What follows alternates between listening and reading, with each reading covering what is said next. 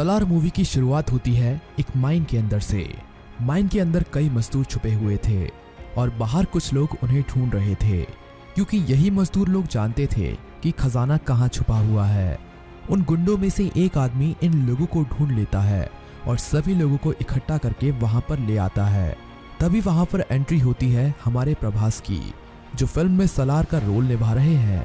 सलार अपने सैनिकों के साथ उन लोगों पर हमला कर देता है और सभी को मार देता है और उन सभी मजदूरों को अपने साथ लेकर वहां से चला जाता है।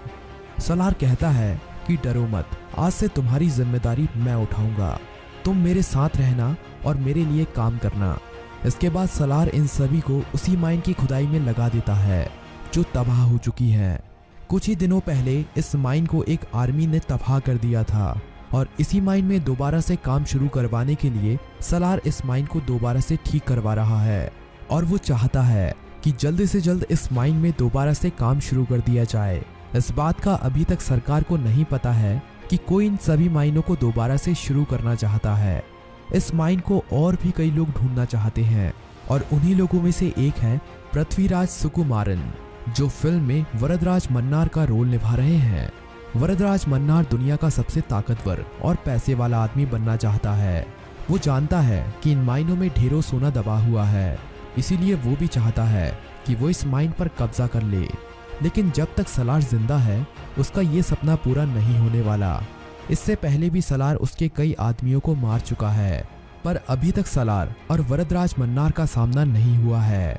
पर अब बहुत जल्द इन दोनों का सामना होने वाला है। वरदराज मन्नार अपना एक मैसेज सलार तक पहुंचाने के लिए अपने एक आदमी को चुनता है।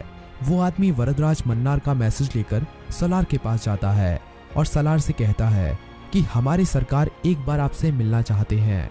पर सलार कहता है कि मैं किसी से नहीं मिलना चाहता। पर बाद में सलार वरदराज मन्नार से मिलने के लिए राजी हो जाता है। अगले दिन ये दोनों एक जगह पर मीटिंग करते हैं। उस जगह पर सलार अकेला जाता है और वरदराज मन्नार अपनी पूरी गैंग के साथ आता है। सलार समझ जाता है कि ये उस पर हमला करने आए हैं। इस मीटिंग में वरदराज मन्नार को एक ऑफर देता है कि माइन के बिजनेस को 50-50 कर लेते हैं, पर सलार मना कर देता है क्योंकि ये बिजनेस उसका नहीं था। वो तो सिर्फ इस खेल में एक मोहरा है। ये बिजनेस तो कोई सऊदी अरब में बैठा हुआ सलार का बॉस चला रहा था। यहाँ पर हमें अभी तक क्लियर नहीं हो पाया है कि सलार का ये बॉस कौन है, पर यह पता चल चुका है कि सलार तो सिर्फ एक मोहरा है। इतने बड़े माइन को कोई बड़ा खिलाड़ी ही चला रहा है।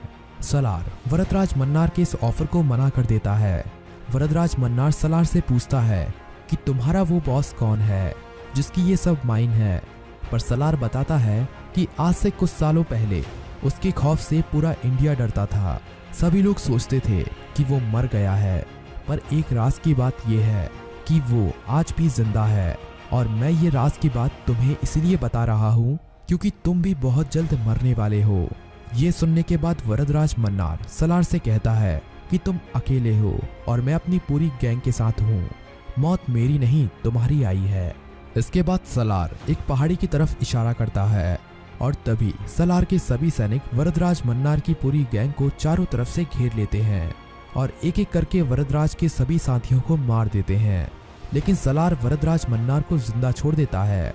सलार कहता है कि जाओ और हो सके तो दोबारा हम पर हमला करने की सोचना भी मत, नहीं तो कुत्ते की मौत मारेंगे।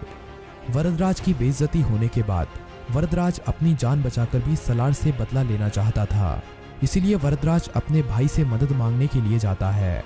वरदराज और उसके भाई की कभी नहीं बनती थी, लेकिन सलार से बदला लेने के लिए ये उसके पास जाता है। वरदराज मन्नार के बड़े भाई का नाम होता है राजा मन्नार और इसका रोल फिल्म में जगपति बाबू निभा रहे हैं। राजा मन्नार काफी खतरनाक आदमी है। राजा मन्नार अपने भाई की ये बातें सुनकर कहता है कि मैं तुम्हारे लिए किसी से दुश्मनी मोल नहीं ले सकता।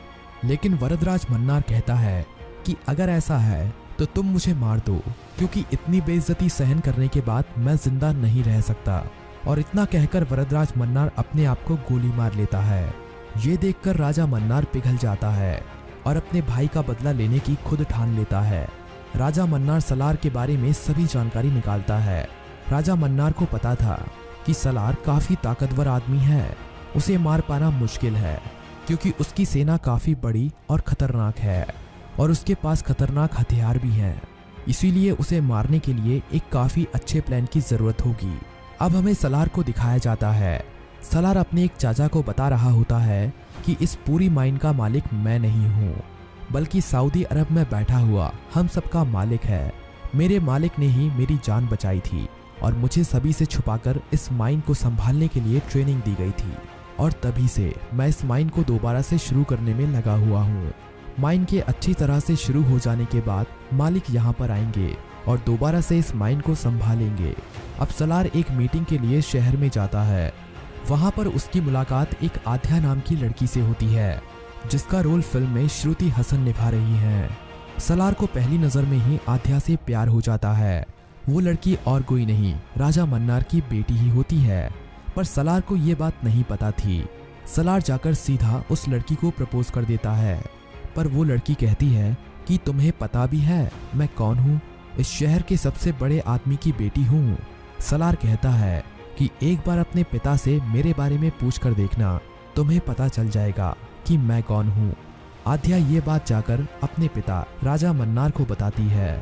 राजा मन्नार कहता है कि पहले उसने मेरे भाई की जान ले ली और अब वो मेरी बेटी के पीछे पड़ा है, अब उसे सबक सिखाना ही पड़ेगा।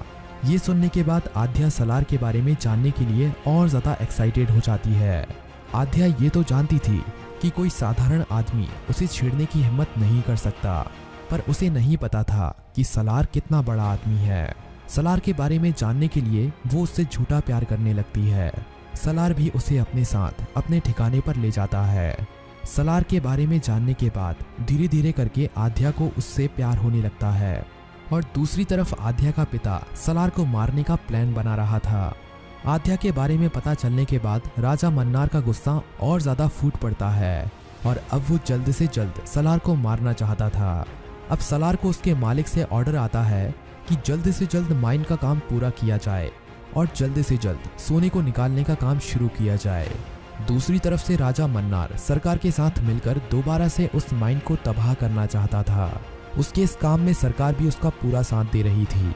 राजा मन्नार अपने आदमियों से सलार के ऊपर कई हमले करवाता है, लेकिन सलार की सेना ही उन्हें खत्म कर देती है।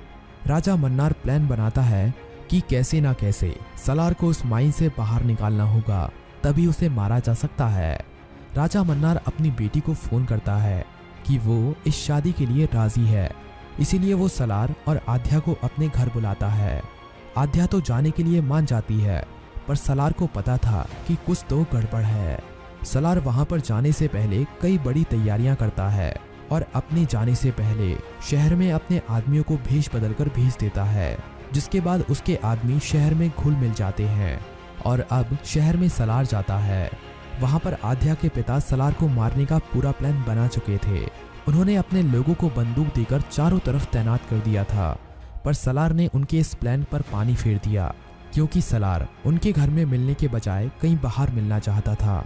ये शर्त राजा मन्नार मान लेता है और एक होटल को बुक कर लेता है और उस होटल में अपने आदमियों को भेष बदलकर उन्हें वेटर बना देता है। सलार होटल में आता है और वहीं पर राजा मन्नार भी मौजूद रहता है। दोनों एक दूसरे से खुशी खुशी मिलते हैं। आध्या कहती है कि आपके इस डिसीजन से मैं काफ़ी खुश हूँ।